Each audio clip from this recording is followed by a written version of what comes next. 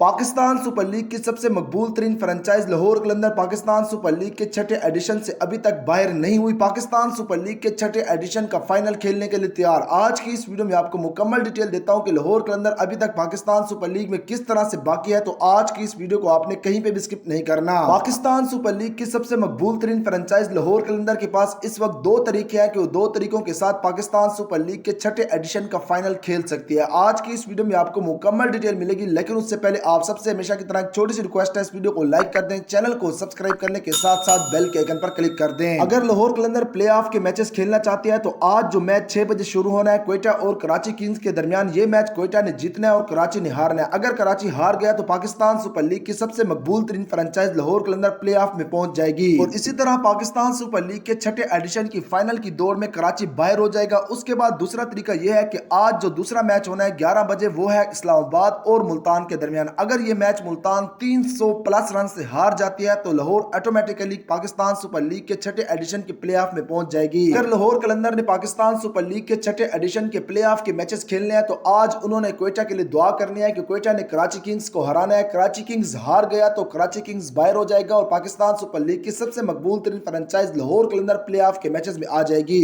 یہاں پر میرا آپ سب سے ایک چھوٹا سوال ہے کہ آپ کے خیال میں پاکستان سپر لیگ کا چھٹا ایڈیشن کون سی ٹیم جیتے گی؟ آپ نے اس ٹیم کا نام ہمیں کمنٹ بار میں ضرور بتانا ہے، میں آپ سب کے کمنٹ کا انتظار کروں گا۔ یہ تھی آج کی ویڈیو، انشاءاللہ بہت جلد کسی اور نئی ویڈیو کے ساتھ آپ کی خدمت میں حاضر ہوں گا۔ تب تک اپنا خیال رکھیے گا، اللہ حافظ۔